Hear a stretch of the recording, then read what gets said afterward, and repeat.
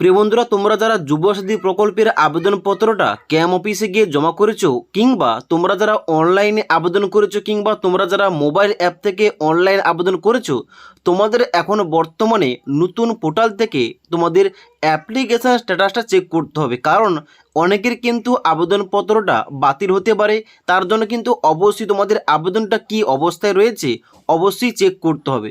তাই আজকের এই ভিডিওটির মাধ্যমে তোমাদের স্টেপ বাই স্টেপ বলছি, যারা তোমরা অনলাইন কিংবা অফলাইন আবেদন করেছো, তোমাদের বর্তমানে কিভাবে স্ট্যাটাস চেক করতে হবে এবং কোন কোন ভুলগুলোর কারণে তোমাদের এখানে আবেদনপত্রটা বাতিল হতে পারে, তার জন্য অবশ্যই তোমরা ভিডিওটি না টেনে শেষ পর্যন্ত দেখে নাও। তোমরা বাংলার যুবসাথী প্রকল্পের অ্যাপ্লিকেশান স্ট্যাটাস চেক করার জন্য সবার প্রথম তোমাদের এই অফিসিয়াল ওয়েবসাইটে আসতে হবে। এবার এই অফিসিয়াল ওয়েবসাইটের লিঙ্কটা আমাদের এই ভিডিওটির নিচে দেওয়া রয়েছে, সেখান থেকে তোমরা ডাইরেক্ট এই পেজে আসবে।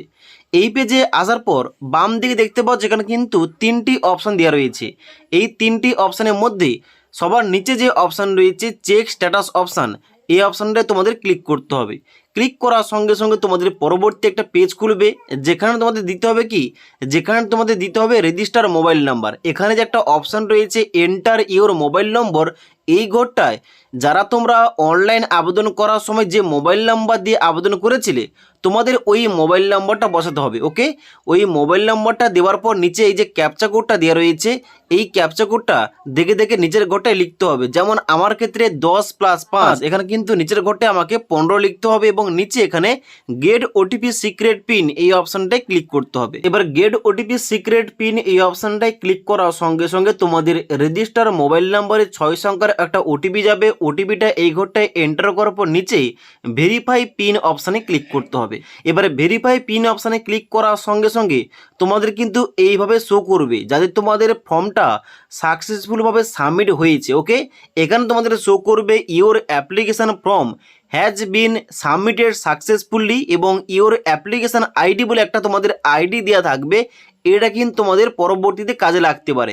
এবং ডান দিকে এখানে তোমাদের যে অ্যাপ্লিকেশান ফর্ম অপশানটা দেওয়া রয়েছে, এখানটায় ক্লিক করে তোমাদের যে আবেদন ফর্মের পিডিএফটা ওইটা তোমাদের প্রিন্ট করে কাছে রাখতে হবে, পরবর্তীকালে কাজে লাগবে। ওকে, তো যারা তোমরা এই বাংলার যুবসাথী প্রকল্পের জন্য অনলাইন আবেদন করেছিলে, তোমাদের কিন্তু এইভাবে স্ট্যাটাসটা বর্তমানে চেক করতে হবে। ওকে, এবার যখন এই বাংলা যুবসাথী প্রকল্পের লাস্ট ডেটটা অর্থাৎ 26শে ফেব্রুয়ারি পেরিয়ে যাবে, এখানে কিন্তু স্ট্যাটাস চেক করার জন্য কিন্তু নতুন নতুন অপশান যুক্ত করা হবে। ওকে, তো এখনও বর্তমানে তোমাদের এইভাবে চেক করতে হবে তোমাদের অ্যাপ্লিকেশনটা সাকসেসফুলভাবে সাবমিট হয়েছে কিনা। ওকে, এবার তোমাদের বলে দিই, যারা তোমরা অফলাইনে ক্যাম্প অফিসে গিয়ে আবেদনপত্র জমা করেছো, তোমাদের কীভাবে স্ট্যাটাসটা চেক করতে হবে।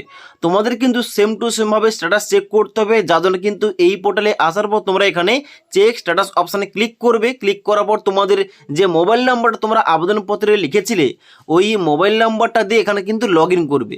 যদি তোমাদের এখানে লগ ইন করার সঙ্গে সঙ্গে আবেদন ফর্মটা মানে অনলাইনের আবেদন ফর্মটা খুলে যায়, তাহলে কিন্তু এখানে তোমাদের অনলাইনে তোমাদের নামটা এন্ট্রি হয়নি, অর্থাৎ তোমাদের কিন্তু এখানে আবেদনপত্রটা ডাটা এন্ট্রি করা হয়নি অনলাইনে, তাদের কিন্তু অনলাইনে আবেদন ফর্মটা খুলে যাচ্ছে। তো চিন্তার কোনো কারণ নেই, যেহেতু এখনও পর্যন্ত আবেদন ফর্মটা জমা নেওয়া হচ্ছে, মানে যার লাস্ট ডেট রয়েছে আগামী 26শে ফেব্রুয়ারি পর্যন্ত, তাই লাস্ট ডেটটা ক্লোজ হওয়ার পর তারপর কিন্তু তোমরা চেক করলে হয়তো তোমাদের দেখাবে অন্য কিছু অপশান। এখন বর্তমানে যারা অফলাইনে আবেদন করেছে তাদের কিন্তু লগ ইন করার সঙ্গে সঙ্গে অ্যাপ্লিকেশন ফর্মটা খুলে যাচ্ছে। তার জন্য যারা তোমরা ক্যাম্প অফিসে গিয়ে আবেদনপত্র জমা করেছো, তোমাদের একটু ওয়েট করতে হবে।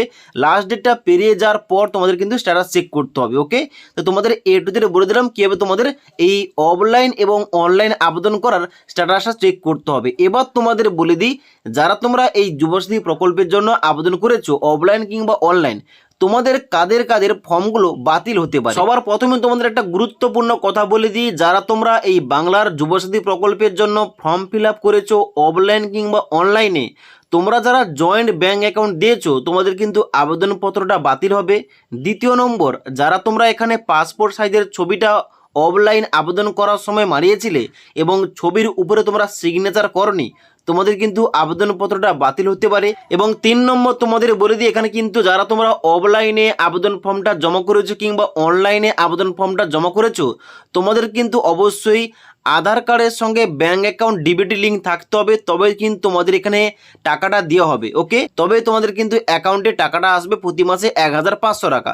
তার জন্য যাদের লিঙ্কটা নেই এখানে কিন্তু অবশ্যই লিঙ্ক করতে হবে, এবং যাদের এখানে লিঙ্ক আছে কি নেই যারা জানে না তাদের কিন্তু বর্তমানে চেক করতে হবে। তো এখানে এই আধার কার্ডের সঙ্গে কোন ব্যাঙ্ক অ্যাকাউন্ট বর্তমানে লিঙ্ক রয়েছে, ডিবিটি লিঙ্কটা রয়েছে কি নেই, কিংবা যদি না লিঙ্ক থাকে তাহলে কিভাবে লিঙ্ক করতে হবে, এই টপিকে অলরেডি আমাদের চ্যানেলে একটা ভিডিও দেওয়া রয়েছে, তোমরা না দেখে থাকলে নিচের লিঙ্ক থেকে দেখতে পারো। ওকে, এবার তার সঙ্গে সঙ্গে তোমাদের চতুর্থ নম্বর ভুলটা হচ্ছে, যারা তোমরা এখানে ডকুমেন্ট লিস্টের মধ্যে এই সমস্ত ডকুমেন্টস অফলাইন আবেদনপত্র জমা করার সময় এখানে অ্যাটাচ করোনি, কিংবা অনলাইন আবেদন করার সময় ভুলভাল ডকুমেন্টস আপলোড করেছো, তোমাদের কিন্তু ফর্মটা বাতিল হতে পারে। কারণ এখানে তোমাদের যে সমস্ত লিস্ট দেওয়া রয়েছে, যেমন মাধ্যমিকের অ্যাডমিট কার্ড, মাধ্যমিকের মার্কশিট অথবা সার্টিফিকেট, এবং আধার কার্ড, ভোটার কার্ড এবং পাসবই, এইগুলো কিন্তু ম্যান্ডেটরি তোমাদের কিন্তু আপলোড করতে হবে অনলাইন আবেদন করার সময় এবং অফলাইনে ফর্ম জমা দেওয়ার সময়। এবং যারা তোমরা এসসি এসটি ওবিসি, তোমাদের কাস্ট সার্টিফিকেটটা এখানে কিন্তু জমা করতে হবে। ওকে, এবং অফলাইন কিংবা অনলাইন এখন কিন্তু বর্তমানে তোমাদের অবশ্যই প্রতিটি ডকুমেন্টসের নিচে তোমাদের কিন্তু সেলফ অ্যাটেস্টেড, মানে তোমাদের নিজের স্বাক্ষর করা থাকতে হবে। ওকে, তার সঙ্গে সঙ্গে যারা কৃষক বন্ধু, লক্ষ্মীর ভাণ্ডার এবং অন্যান্য প্রকল্পের টাকা পাচ্ছে, তারা যদি এই প্রকল্পের জন্য আবেদন করে থাকে অনলাইন কিংবা অফলাইন, তাদের কিন্তু আবেদনপত্রটা বাতিল হতে পারে। তার জন্য অবশ্যই তোমাদের বলে দিলাম কি কি কারণে, এখানে যে মেন কারণ রয়েছে, কি কারণে তোমাদের এখানে ফর্মটা বাতিল হতে পারে, এবং তার সঙ্গে সঙ্গে যারা তোমরা ফর্ম অলরেডি জমা করেছো তোমাদের কিভাবে স্ট্যাটাসটা চেক করতে হবে, তোমাদের সমস্ত কিছু বলে দিলাম। যদি আজকের এই ভিডিওটির আপডেট ভালো লেগে থাকে একটি লাইক করবে এবং বন্ধুদের অবশ্যই ভিডিওটি শেয়ার করে দেবে।